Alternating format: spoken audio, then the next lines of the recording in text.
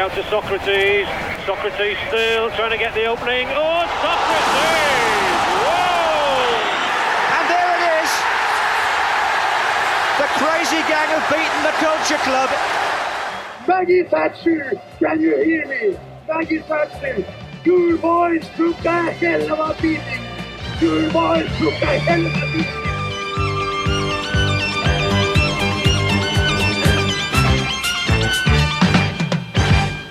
Welcome to Module 6 of Your Boys Took One Hell of a Beating. We're getting used to the name of the podcast now, and very much looking forward to this one. You have to bear with us. Altrincham 1979-80 is the inspiration behind this, but it will go into all sorts of myriads, I'm sure. And Dave Bowler is on the squad rotation today. Dave, an intriguing season in many respects. Obviously, we're not going to go too much into the intricacies of just how the styles of play and too much. We don't know massive amounts of Altrincham 1979-80, but this is a halcyon team in many respects. But it's the politics that surrounds them that are of great interest to us today. It's a very landmark season in a lot of ways.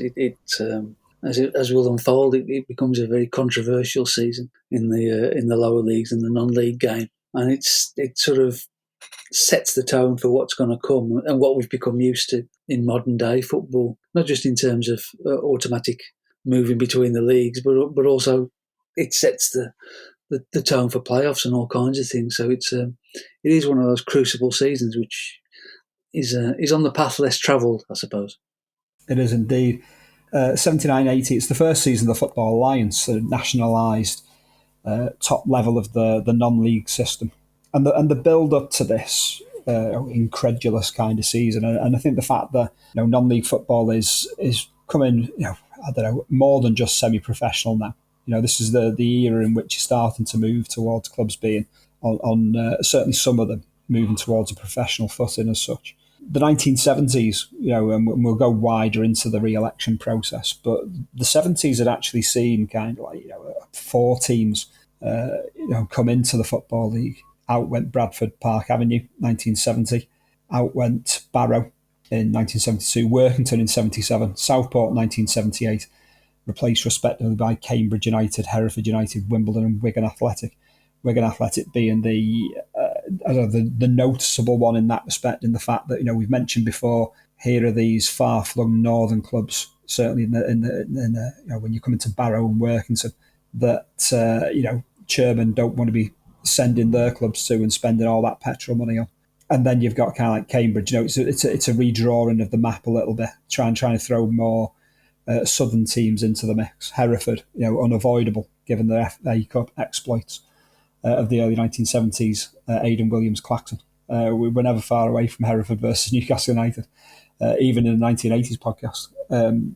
All of these aspects. Wigan, just by force of nature of how good they had been throughout the 1970s, should have been in the Football League, early 1970s, but were a little too confident for believe. Was it the Pens with Welcome to the Football League and all that? Yeah, Gordon Milne as manager, as from 1970 and all that. A little too sure of themselves for the likes of the Football League chairman congregating the Café Royal, but they eventually made it in 78.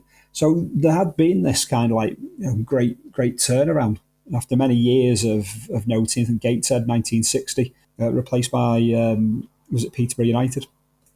So it slowed down dramatically for a decade before this escalation through the 70s, and then you've got 79-80, the advent of the Football Alliance, the conference, now the National League to be Tier 5 basically, and Altrincham. FA Cup third round that they reached in 1974-75, went to Goodison, got a 1-1 draw, took them back to Moss Lane. 1979-80, no more great FA Cup exploits, made the third round again, went to White Hart Lane to take on the Tottenham Hotspur of Glenn Hoddle, Osvaldo Ardiles, Ricky Villa, Steve Perryman, all of those excellent team that would be lifting FA Cups in 81 and 82. Got a draw, 1-1 draw again. Took them back to Moss Lane. Lost both of those replays, after the Lord Mayor's show, but huge nights for them. Great for the finances, great for the coffers. and we'll come to a bit of Liverpool 80-81 as well as we pass through it. After the failure to gain entry to the Football League, they did it again, made the third round, beaten. I remember them coming to Anfield, lost 4-1. Altrincham did that day. But yeah, the landscape day, this concept, four teams admitted to the Football League in the 1970s. There's the non-league pyramid, seriously getting its act together with a National League. You'd think that it was now, there's no argument it's a de facto fifth division. There's no reason why there shouldn't be a yearly consideration to, the champions. And within that, non-league system has also got their act together in that rather than multiple teams going for election, they focused and agreed that one team will go. They've seriously got their act together. They've refined everything down. That landscape, Dave, on both sides of the coin. It's sort of moving inexorably towards automatic promotion, isn't it? It seems through the 1970s. I mean, re-election, I suppose, in a sense, it was social engineering, really. It was the culling of some of the northern teams, as you said, Barrow, Workington, Gateshead in the 60s, that were perhaps a journey too far on a Wednesday night for some teams. And, if you look at the teams that came in, Peterborough, Oxford in the 60s, late 60s, Cambridge United, Hereford. These were coming into areas of the country where there wasn't a great deal of football being played, Football League football, so you could understand why they were elected into the league. Obviously, Hereford was unavoidable after their exploits, and Wimbledon to a degree as well in the Cup in the 70s.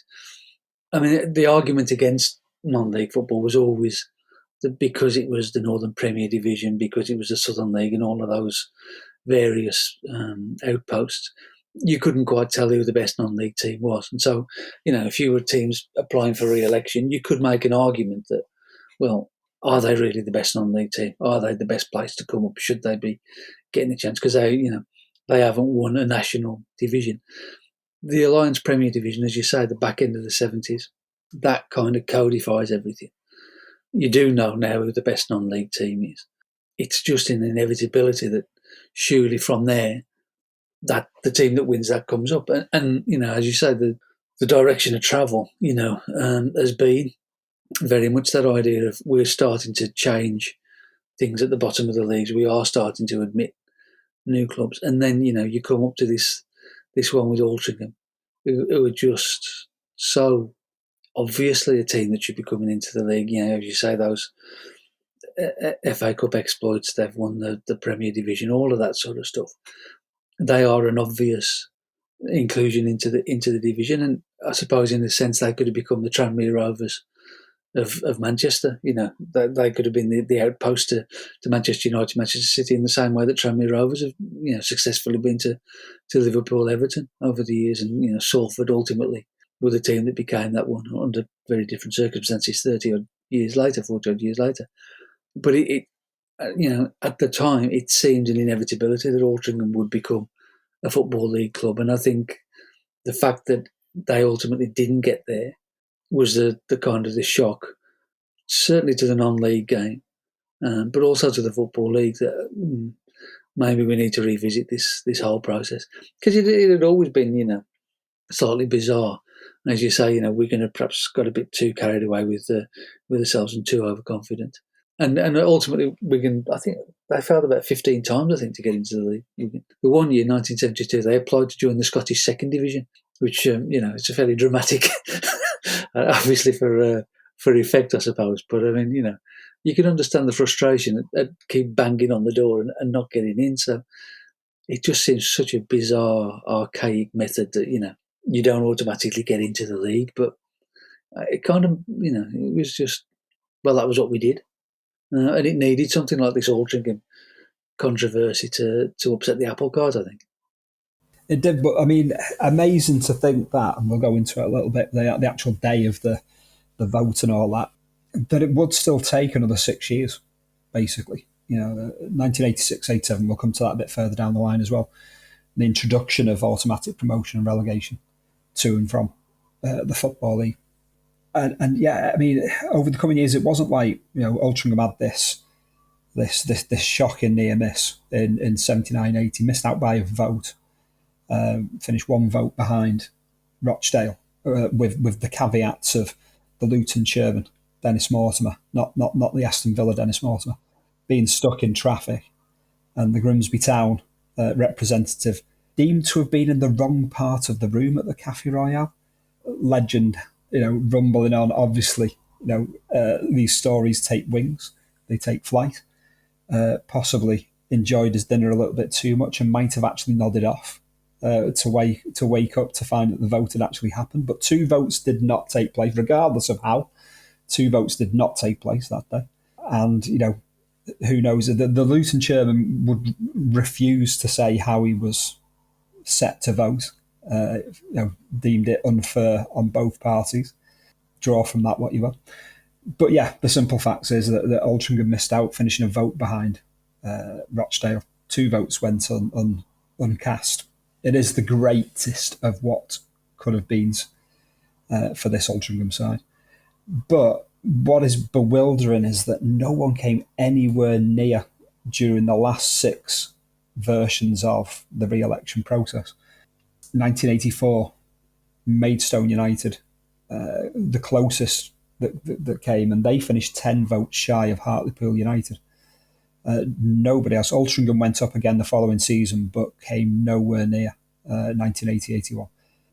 This kind of like, this is a proper kind of like, we're keeping your arm's length section. 1980-81 to the 85-86 votes. There's just kind of like the Football League is, the chairman have definitely got the cartel well drawn together at this point. There are too many things to unpick here, really, aren't there? I mean, going back to that 1985, it always amazed me that Division 3, Division 4 would be meeting at the Café Royal. They should be meeting at a Wimpy Bar at Hilton Park Services or something. I mean, that's far more appropriate. But I suppose, it's the classic Turkish don't vote for Christmas, really, in the end, isn't it? You're looking at 46 clubs in the 48 clubs, wasn't it, in Division 3 and Division 4. And I think, if you look at them, there are 18 to 20 clubs always thinking, this one year, this could be us. So let's not upset anybody. So they're always predisposed to vote for the incumbents anyway. So, you're always facing an uphill battle.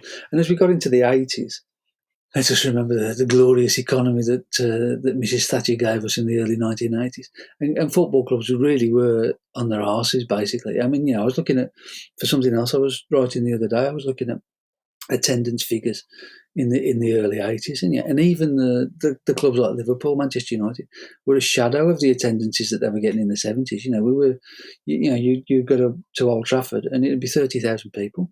Where you'd been used to it being 50,000 people. Liverpool probably lost 10,000 off the gate into the 80s. And if Liverpool, Manchester United, Arsenal are losing crowds, you can imagine what Crewe and Darlington and Rochdale and all of those, Hull and whatever, were doing at the time. So all of those financial realities were coming closer and closer to home through that period. They were all living in football stadiums that, as sadly we found out at the end of the decade, were falling apart. They were probably looking at having to try and do some patch-up repairs to these stadiums. Maybe 1 or 2 of them were even thinking of something bizarre like an executive box or 2. So financially, everything was sort of funneling down much, much tighter, I think. And at that point, there was none of them wanted to push any of their mates out of the league, because at that point, if you went out of the Football League, I mean, it's become different with the conference and stuff in the National League now. But at that point, if you went out of the league, it seemed like you were never coming back ever. Because you mentioned those teams. Bradford Park Avenue disappeared. Barrow finally have come back. Workington, disappeared. Gateshead disappeared from view, really. So it was like going to Dignitas, basically getting kicked out of the Football League. And I don't think any of them wanted to do that to clubs and people that they knew, because they knew that next year it might be their turn.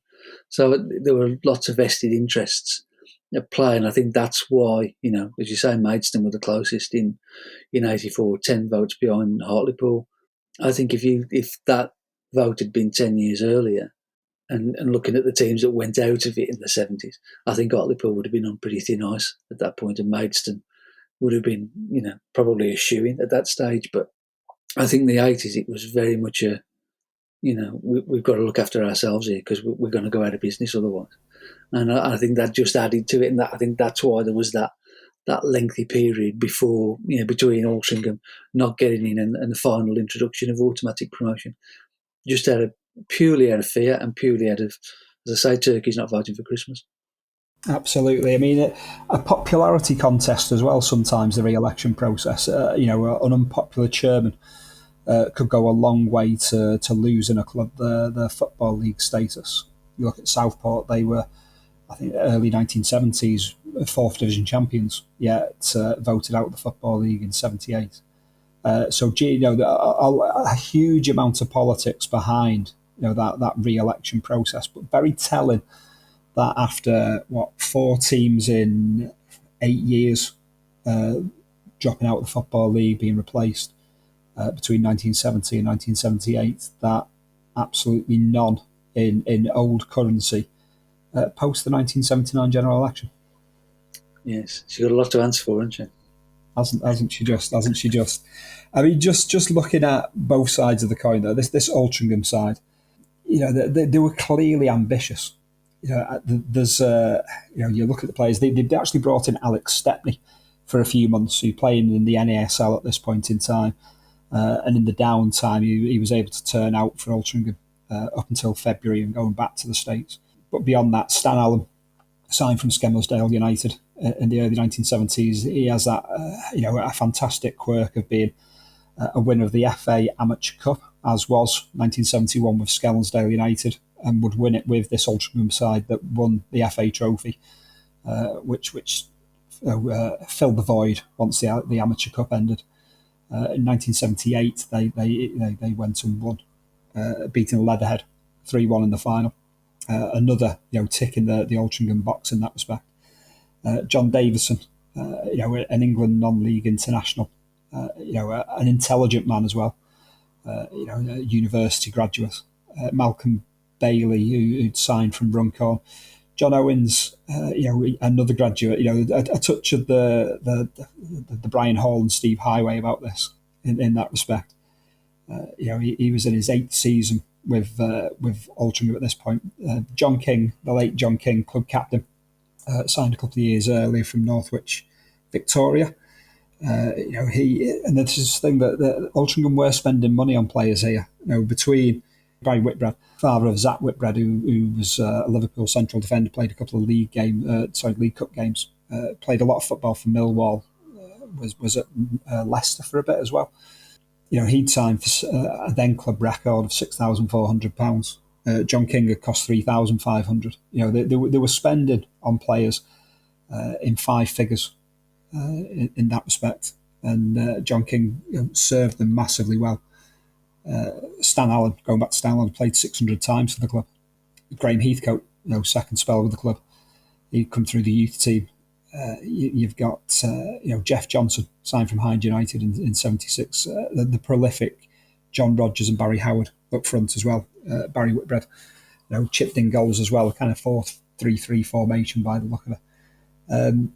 This was a team that had been well put together in terms of non-league football. They were clearly, they looked at the blueprint of Wimbledon. They looked at the blueprint of Wigan.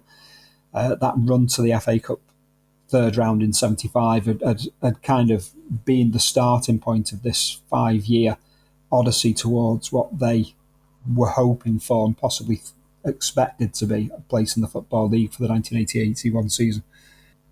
Glass ceiling very much hit. A league team in all but name.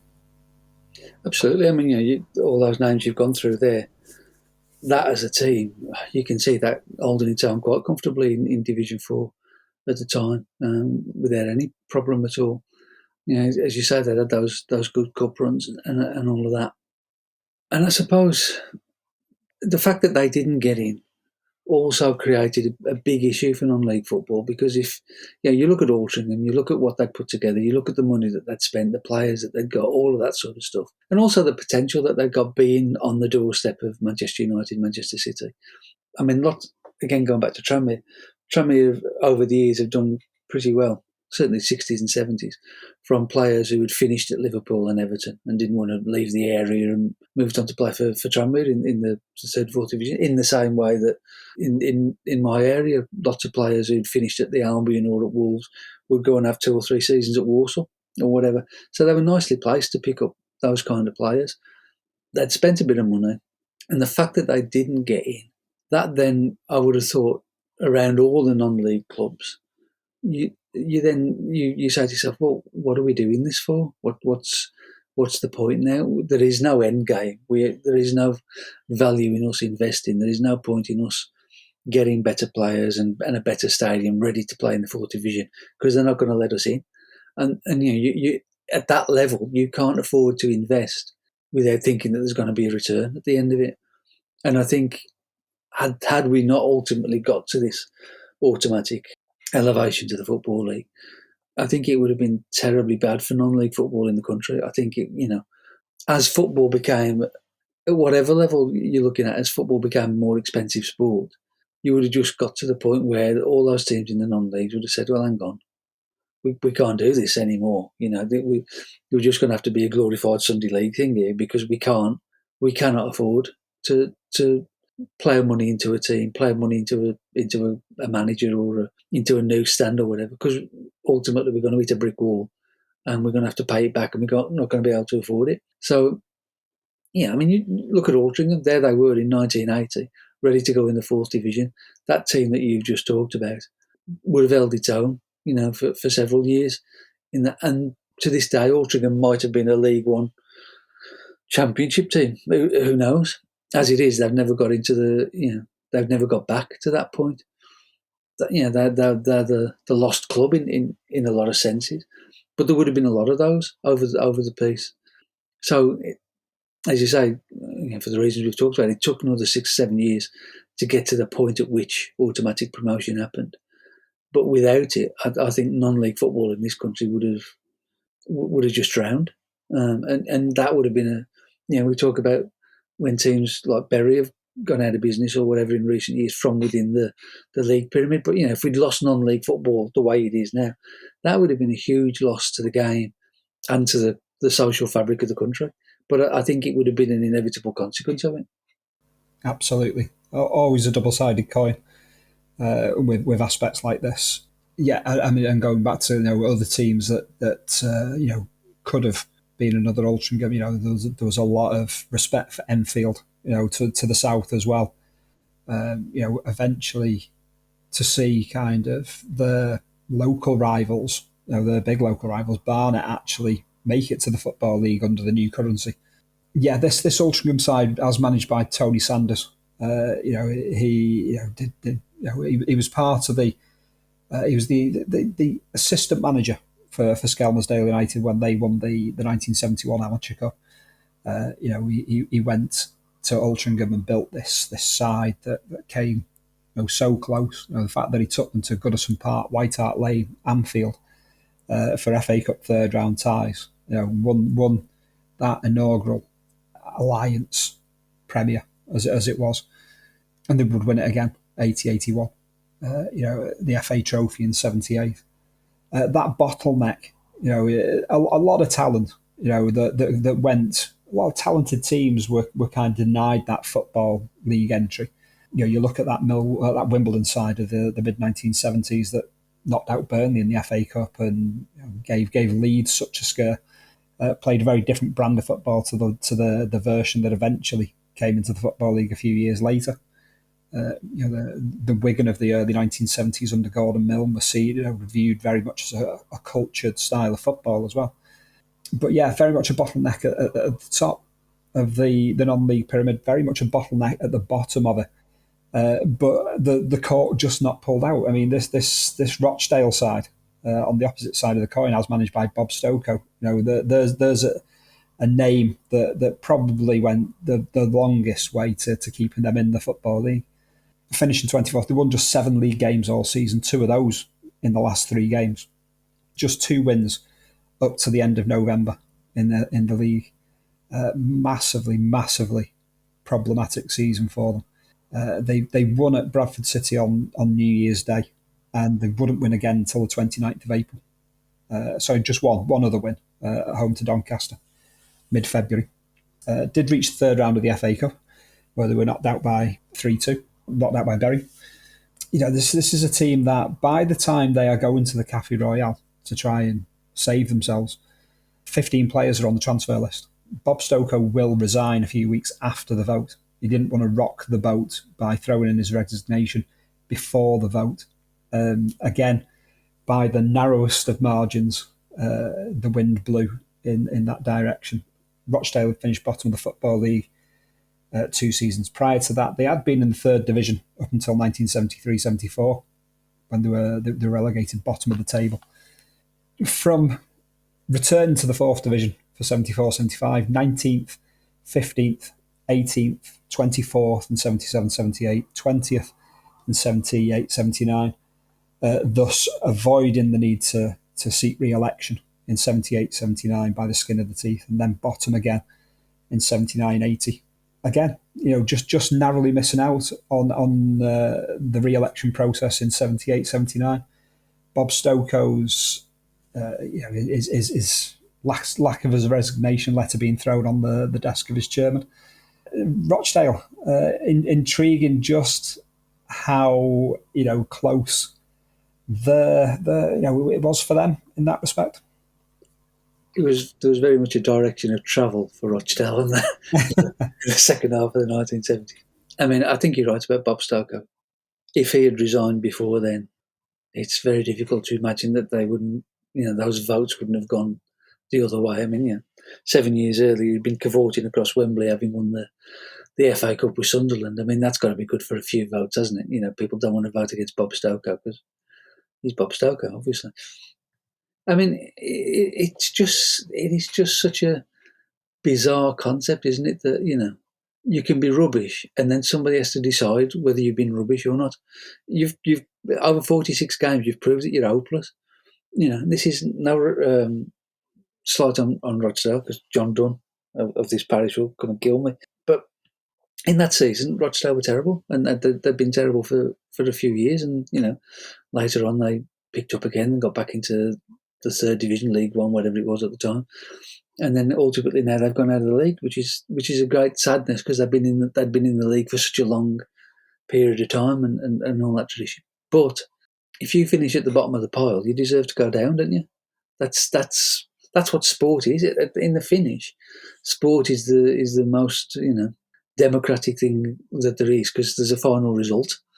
However much you want to fiddle it by spending huge amounts of money, there is a final result that you can't argue with. And if your final result is that you are bottom of the table, well, off you pop. Really, that should be very straightforward. It doesn't matter who's coming up to replace you. If you're bad enough to finish bottom, you should be gone. That's the whole basis of sport, isn't it? There's winners and losers. However much they want to change that in school sports, and we don't have losers, we have runners up and whatever, and that's fair enough when you're 9 years old. That's okay. But when you're in an adult sport, if you finish bottom, you're rubbish, and away you go, and you get replaced by somebody.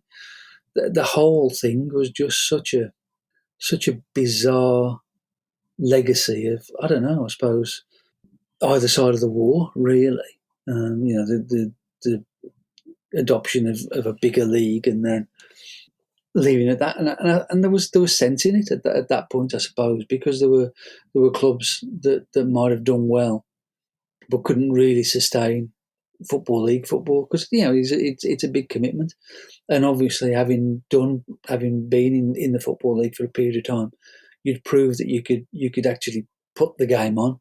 You could see out a season, and obviously the Accrington Stanley business in the 60s proved that it wasn't as easy as that. So you could understand it in a sort of a post-war world, that there was a bit of social engineering about it, and was the club up to it, and could you handle it? By the time we got to the 70s and the 80s, that was an archaic way of looking at everything. Everything in sport was becoming more on a professional level. you would think it's quite quiet now, looking back from this perspective, but things were becoming a more professional level. And if you're on a professional level, it's wins, draws, and losses. And points. That's basically the top and bottom of the whole thing. And Rochdale, like a number of teams, Hartlepool around that period and one or two others, simply weren't good enough as teams, and there were better teams beneath them ready to take the place. And in sport, if there's somebody better than you, you got to get out of the way. That's the point of sport. Absolutely, it is. That Rochdale side, very much a club in decay at this point in time, as many were. They'd stay in the fourth tier until 2010. They had that mad oddity, 1974 to 2010, staunchly, resolutely a fourth tier side. Eventually won promotion to the third tier in 2010. Spent 2 years up, went back down again, but then again went back up again. And to the credit, stayed for a good few seasons before dropping back down. And ultimately, in recent times, out of the Football League to a certain degree of irony that they now share a division with Altrincham, who themselves made the playoffs last season, finishing above Rochdale. So, always wondrous in how football will turn its wheel completely to throw teams together that have this common link, which is just absolutely excellent. But yeah, Rochdale had been forced to seek re-election 4 times. This is the 4th time. But yeah, definitely a case of the missing votes from Grimsby and Luton. The presence of Bob Stokoe, his name carrying a certain amount of weight. It is just the merest of cross breezes that kept Altrincham out of the Football League. But yeah, like we said, 6 years until a decision is finally made on this situation of football clubs not being permitted into the Football League, and the introduction of relegation and promotion for the 1986-87 season.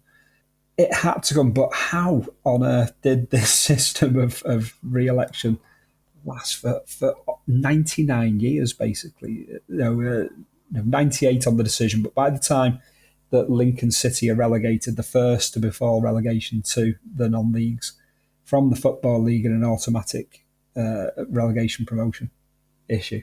The Football League is 99 years old. Nuts, absolutely nuts, Dave, surely. Tradition plays a big part in football, doesn't it?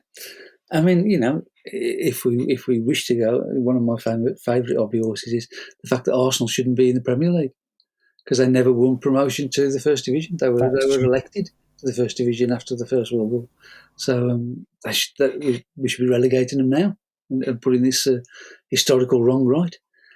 A lot of Tottenham fans agreeing with that one, Dave, there. I mean, that was just the way it was done, wasn't it? That was, I mean, we created the original Football League from 12 teams that could have been you could have been half a dozen other teams in there. A second division was formed. Then we had the lower tiers formed after the Great War and stuff. It was that just seemed to be the way that things were done at that point. And yeah, this was us establishing the game. This was us inventing league football, which the rest of the world then sort of took on. But in the post-war world, post-Second World War world, where did it make any sense? It didn't. It really didn't. And particularly as you get into the 60s, the 70s, the 80s, and money becomes a bigger issue, and crowds got bigger and then fell off and all that sort of stuff. And the economics played a bigger part. It makes absolutely no sense at all, because it is the turkeys voting for Christmas. Once the one thing that you've got, if you're a team that's struggling, like we just talked about Rochdale, the one thing that you've got is that you are in the 4th division, and likely there will be every now and again there'll be a big team in that 4th division that's dropped down. You might get a Sheffield Wednesday in there for a season, or a Wolves in there for a season, or whatever, and you get a nice big chunk of money from playing them. And that keeps you going for a bit longer. You're automatically into the first round of the FA Cup, win a couple of games, and you might be away at Tottenham or Manchester United or wherever, and there's a big chance of money. You don't want to let go of that space for anything. And as I said, probably 18, 20 clubs feel that in the course of the next 2 or 3 years, it might be them. Because it wasn't just the team that finished bottom that had to get re-elected, it was the bottom 4. So, that's quite a big chunk of the division. You look after your mates, really. It's I'll scratch your back and next year you can scratch mine when we're rubbish. That was how it survived for that length of time. The problem was that the Football League as a body, the top 2 divisions, didn't pay much attention, really. I think that's part of it. If they had said, right, come on, lads, this is a lot of rubbish, isn't it? We've got to do something about this. Then it would have been a different kettle of fish. But of course, all those teams in the non-league weren't members of the Football League. They weren't voting members of the Football League. So again, even those at the top end were still wanting to keep the ones at the bottom end on side. Ultimately, it's all politics, isn't it?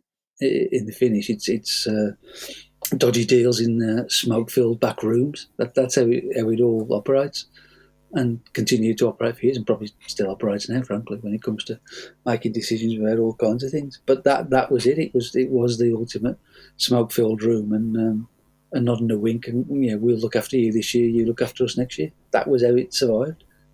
From here, 40 years on nearly, it looks absolutely mental. But nobody paid much attention at the time. Apart from those who couldn't get into the football league. Exactly. Yeah, I mean that was the wild thing. Yeah, like you say, the bottom 4 teams in the Football League had to seek re-election, which within its system brought repeat offenders. Hartlepool so often seemed to be involved in that re-election process. Some big names as well over the years had dropped into it. Some Preston. I certainly remember Preston. Having the ignominy of seeking re-election.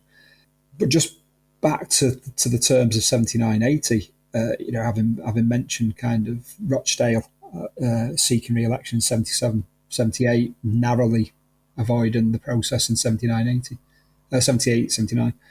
79-80 and 78-79, both Crewe, Alexander and Darlington had to seek re-election. So that it wasn't just down to Rochdale as well. You've got repeat offenders there in Crewe and Darlington, second successive season of seeking re-election that Altrincham could have unseated. Yeah, such a monumental loss, and it really just does stand out massively. This Altrincham one there, 86-87, and that the dawn of promotion and relegation to and from the Football League. Lincoln City.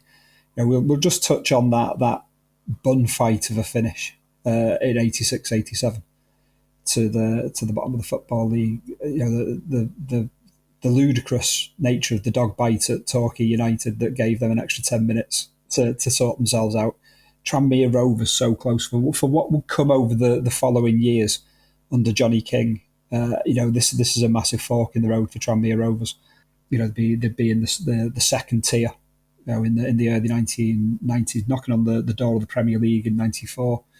Was it a penalty shootout within reaching the League Cup final that season? John Aldridge banging in the goals for them. All of that.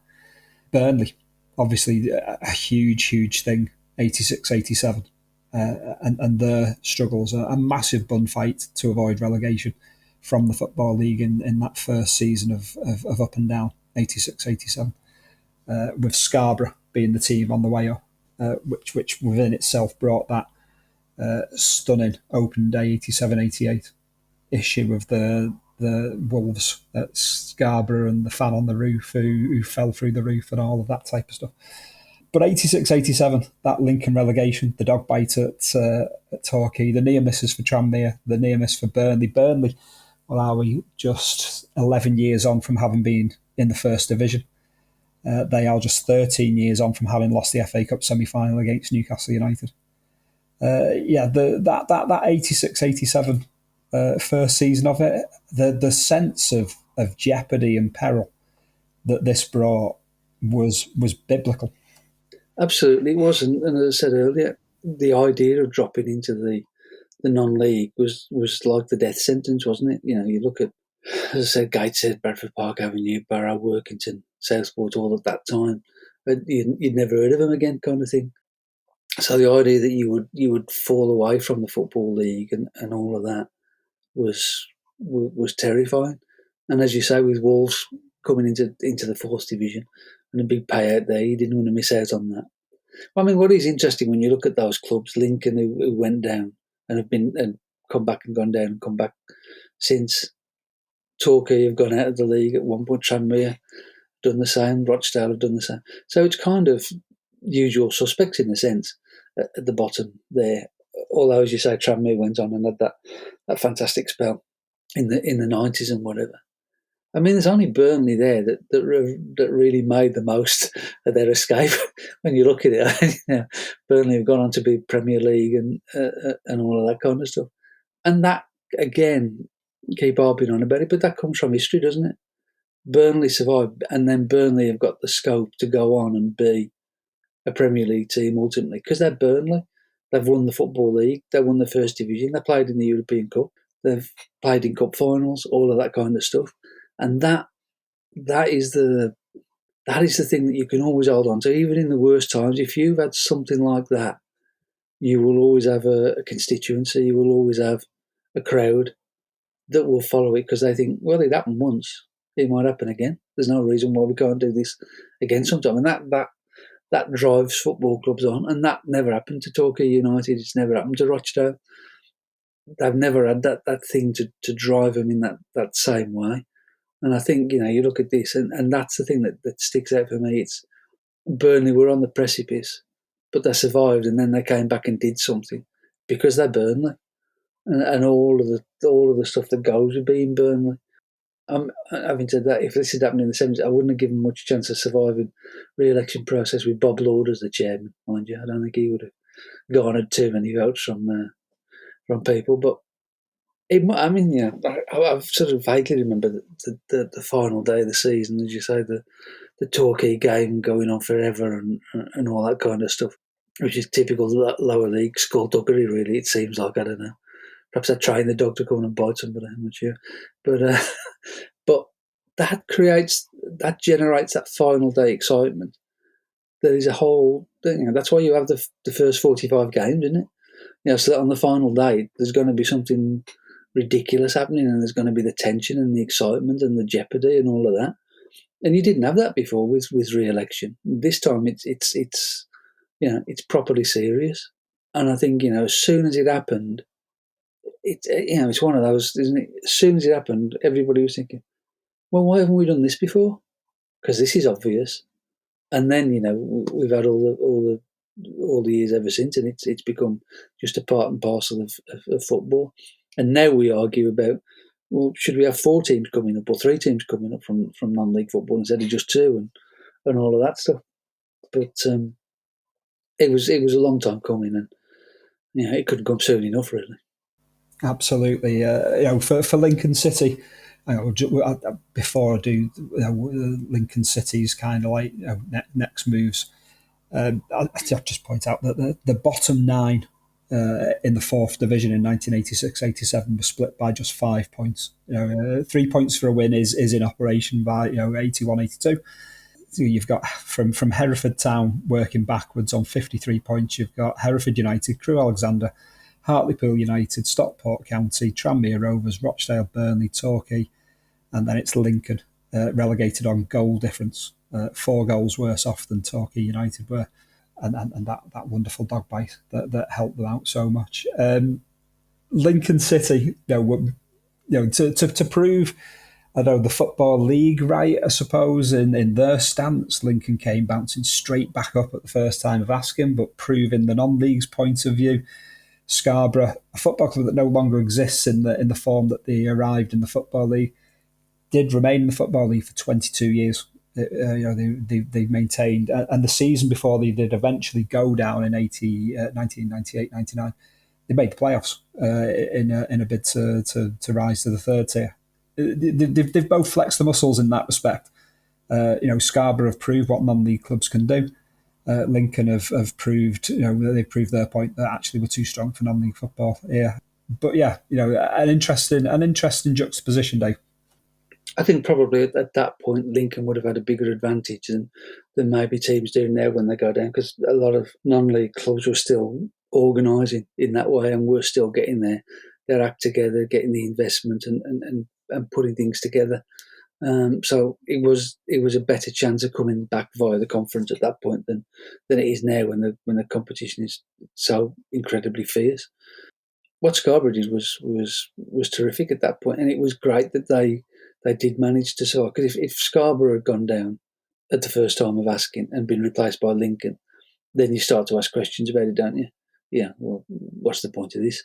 But the fact that they stayed in that division made a big statement of, look, there's a whole bunch of clubs here that are capable of doing this over a 46 game season, and just bringing football to different parts of the country that hadn't got teams of football league level was such a big thing, and it is the national game. That's the whole point of it. Going to a place like Scarborough, which basically was cricket, wasn't it? The Scarborough Festival for Yorkshire at the end of the season, to be able to go and play football there, that was a big thing at the time. I remember driving past the ground at one point, 5 or 6 years after that, and it was just, there's that feel about driving past a football league ground. There's something added to it. The fact that they managed to not just survive but to thrive for 20 odd years was a really big plus, I think, and that helped cement the idea that this, we'd done the right thing for a change. Yeah, absolutely. I mean, in the immediacy, the late 80s, we had Darlington and Colchester United went down. Darlington bounced straight back up at the first time of asking. I think Colchester took 2 seasons. So there was an initial aspect of, teams dropping into the league, out of the league into the non-leagues, were proving themselves, having a bit too much, still on a professional foot, able to maintain professional footing.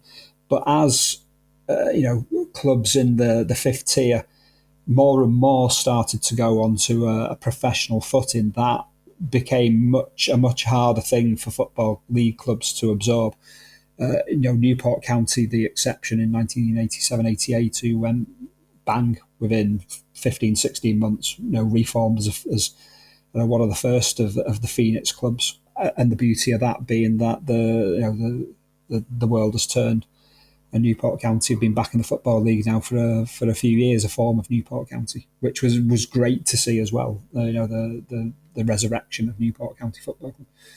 But 86-87, Dave, it was quite a landmark season across the board in terms of change as well. This is the season in which the playoff system is introduced for all the divisions. Those first 2 seasons of 86, 87, 87, 88, involving a team from the division above in the playoffs as well. There is the conjecture over 2 substitutes, the concession being that this was allowed for cup games, the League Cup and the FA Cup. You could have 2 substitutes. The Football League, it was still 1 substitute, but that would be the last time that would be the case. The last BBC ITV Football League TV contract was signed, a 2-year contract commenced to take them up to the end of the 1987-88 season, which was inclusive of the first live broadcast of the Charity Shield. And despite kind of continued problems with hooliganism, all the off-pitch problems, the Thatcher's war on football, all of that. Post-1986 World Cup, there is a little bit of the sun is rising again, and the sport's being looked upon in a, I don't know, with a new era of potential. The commercial side of it. Canon have stopped being the sponsor of the Football League, but they've been replaced by, in the short term anyway, by the ambitious but foolhardy Today newspaper. 86-87, Dave, across the board, it is a season of change, isn't it? It's a step in the direction of what is to come. Yeah, it is. It's one of those. We've talked about the crucible seasons. I think it is one of those. I mean, the playoffs in particular, they have become such a central part of everything in football now. And I can't say that I've ever liked the concept of the playoff. For me, if you play 46 games and you finish third, that's it. Up you go. But equally, what the playoffs have done and the way that they've created excitement in all the divisions right through to the end of the season and all of that, you can't sort of gainsay them. I love the kind of Heath Robinson nature of the playoffs back in those early days. It's the final itself is a 2-game it's a home and away in the end. And I was looking when Warsaw went up in the following season in '88, and it was a draw. They'd played a draw. I think it was Charlton Athletic. They'd played a draw over the two legs, and then at the end of the second, Bristol City, and at the end of the second game at Fellas Park, and it was 3-3 on aggregate, and it wasn't away goals. They had a penalty shootout, but they didn't have a penalty shootout to decide who was going up. They had a penalty shootout to decide who was going to host the replay. So also win a penalty shootout to then host another game, which is pretty bizarre stuff looked at from this vantage point. I quite like the idea of a team in the higher division being involved, because that to me actually makes some sense. That team's that got something to defend. That's why I love the Bundesliga playoff game. And that is literally kind of the third bottom side of the top, Bundesliga 1, playing the team that finished in third place in the two Bundesliga over two legs, with the team from the lower division having the second leg at home, which gives them that advantage. Just two of the most fascinating games that you're likely to see. And again, it doesn't lay into that, I don't know, concept that a team can finish in sixth. They could easily be 8th or 9th on the final day of the regular season and win promotion. All that. But yeah, those two, obviously the tumultuousness of certain games meant that could not continue as the 1990s began. We're looking at Chelsea versus Middlesbrough in particular, which I think probably needs a podcast all of its own.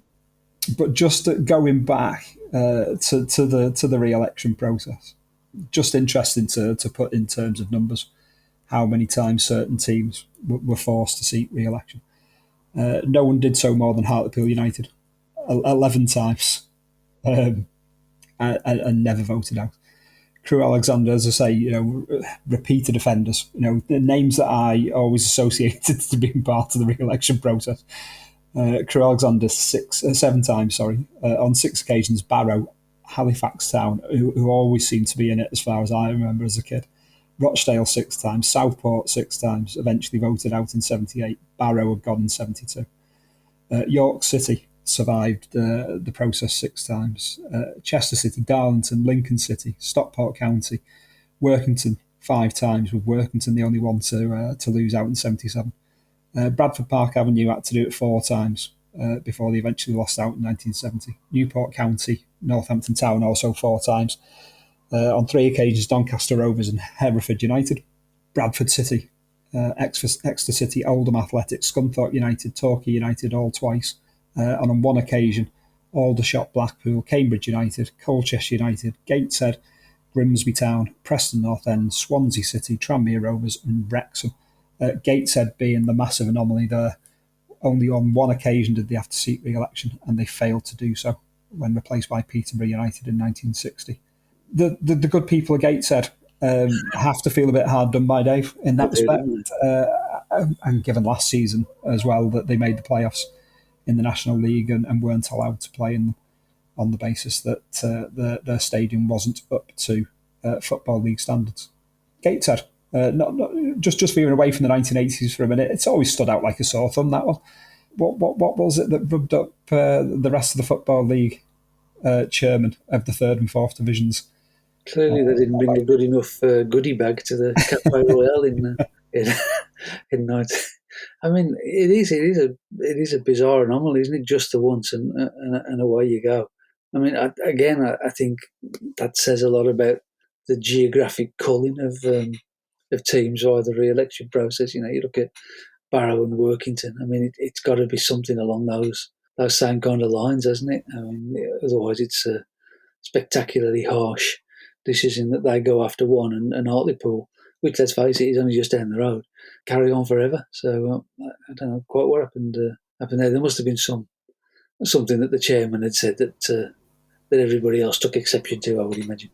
Absolutely, and there's something for a 1960s podcast that might tip up somewhere via these football. We'll do more work on that. We can explore that one massively. We reach our and finally section, Dave. The top 40 on the day that Altrincham were denied a place in the Football League. I've sent you a link to that. You have, yes. What of the top 40, and this doesn't have to be one song, this can be. We've got a C60 or C90 tape. We can record a fair few songs.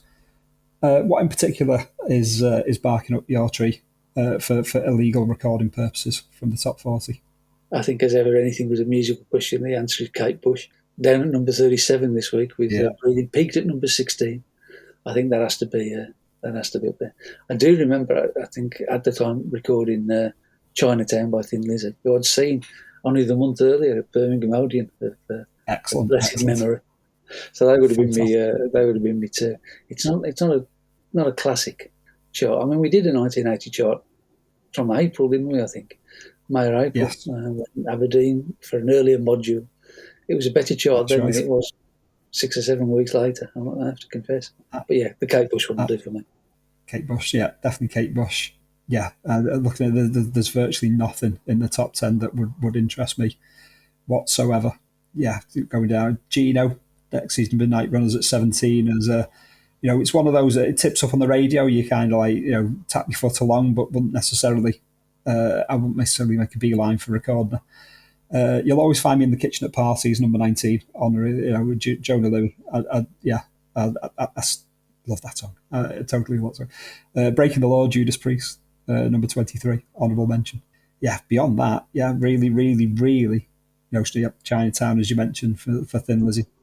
Yeah, massively struggling for inspiration there in that week's top 40. But yeah, Breathing by Kate Bush. Still going strong in 1980. Still the dream machine, absolutely. I'd love, as a 6-year-old at this point, I'd love that song. And yeah, I have no idea why. I've no idea why. Same reason I love Texan Bars. It was just of its time. Moving on to the cinema at the box office for June 1980. Anything in particular that's that you're leaning to watch there? What would be your local cinema in 1980? It would have been the Kings in West Bromwich. I think it had 3 screens at that point. Oh, that's impressive. That's very impressive. Very futuristic. We used to have the Gormont in Wednesbury. That had long since become a bingo hall. I was going to say, is it a bingo? Is it a bingo emporium? But yeah, anything in particular? That's not a terrible list of movies there. That's the Blues Brothers at number 1. I think that has to be the Blues Brothers. Yeah, I'll probably do a double header there. I'll definitely take in The Empire Strikes Back at number 2 and the Blues Brothers. But yeah, honourable mention to Bronco Billy. One of those films of its era. It's definitely within that. Was Every Which Way But Loose.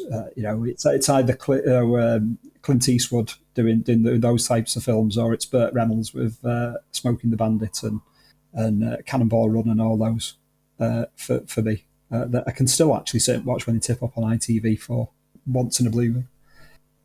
A non-football event.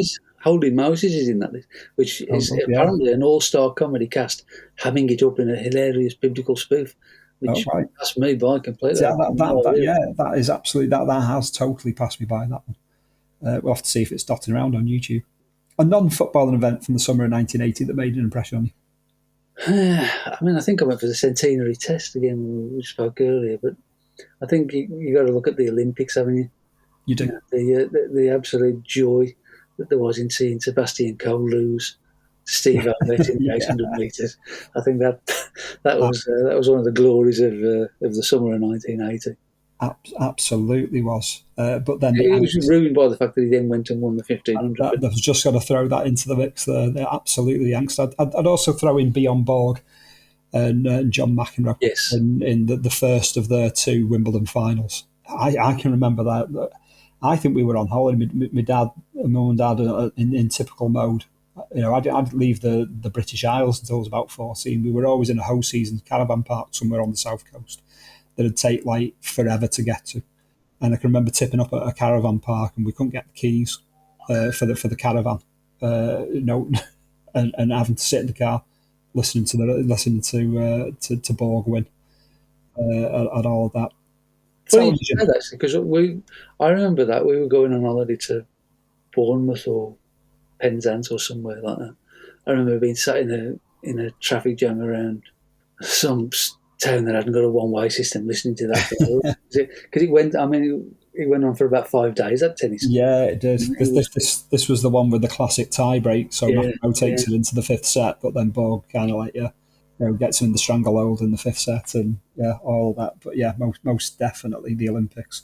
Alan Wells, we were all Alan Wells in the street running up and down, all that type of stuff. And obviously we all wanted to be Steve Ovett rather than Seb Coe.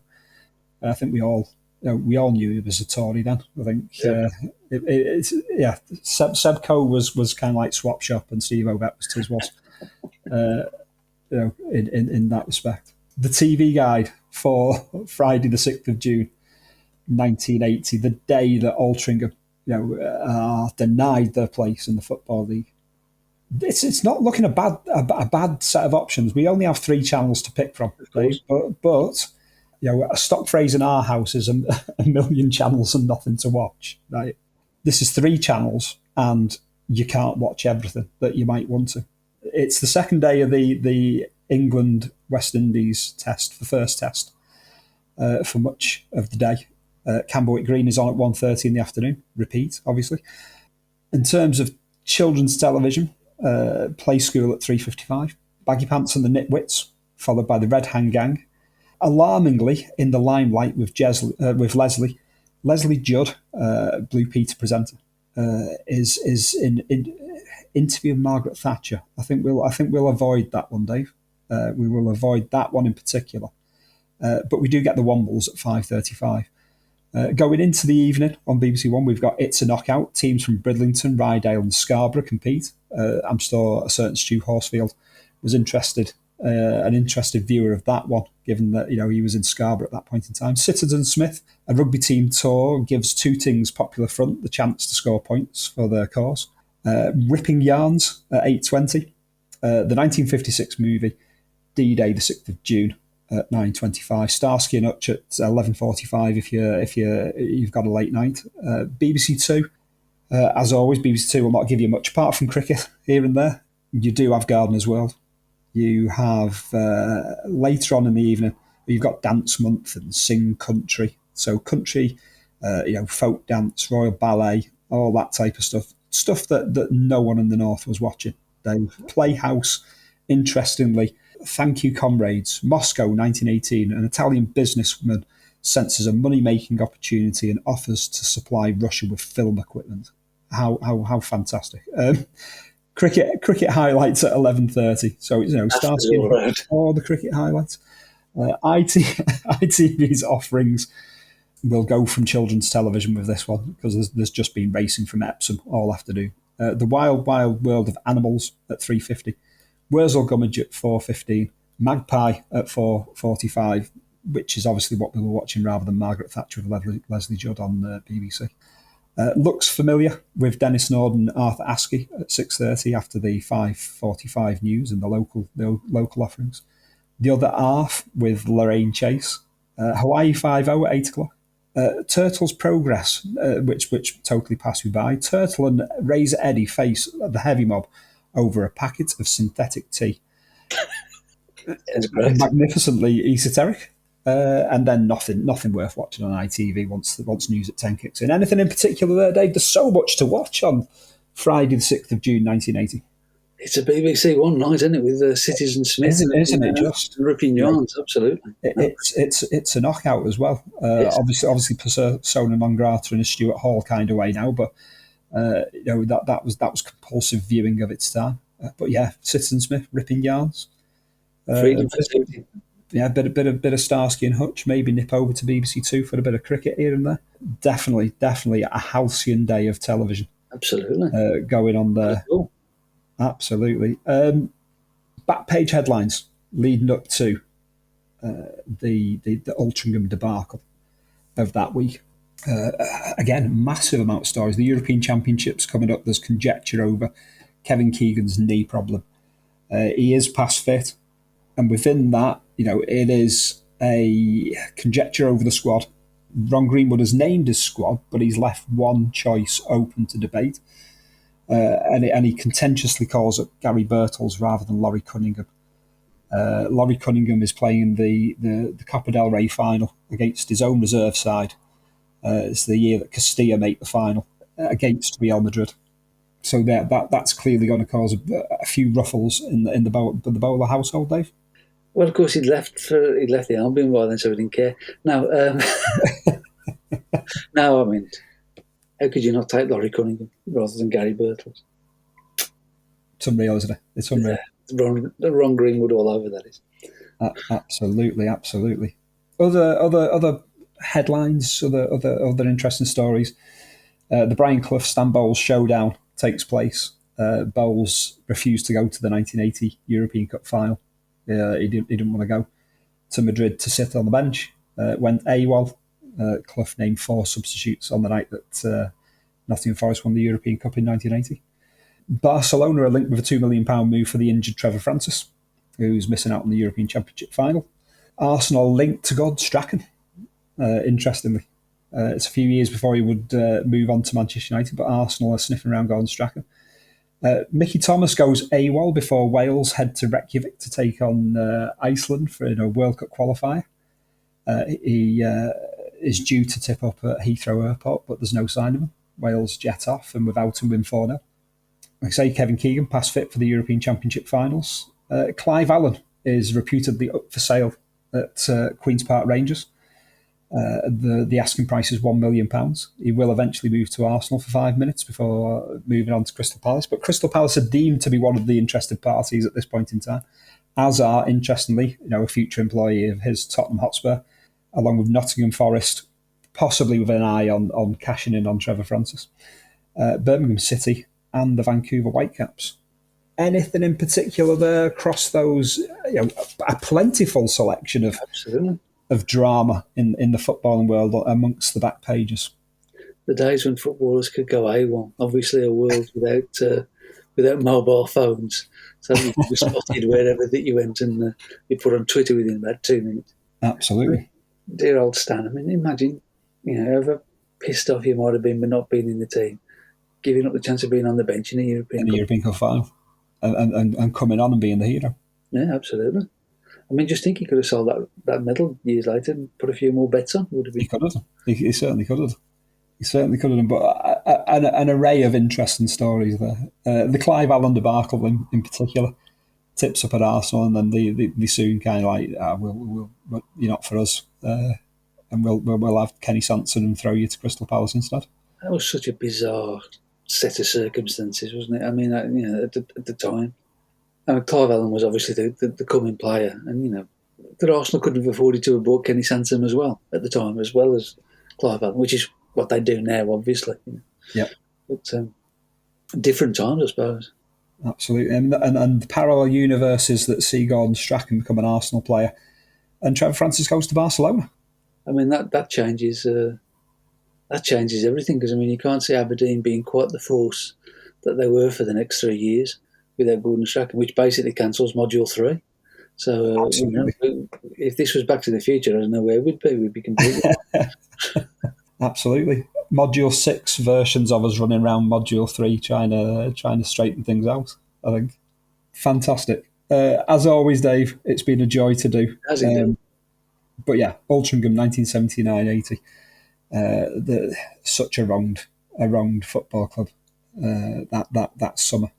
Which means that I keep a vague eye open for them in the current guise and how they're doing. And I did look at last season's playoffs and think, come on, come on, Altrincham, go and do it. But it wasn't to be. But yes, thank you as always, Dave. It's been a joy to do.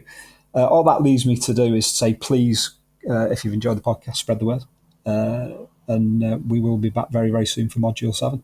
And do come and enjoy the learning process. We'll go and restitch our leather elbow patches now, Dave. Thank you and goodbye.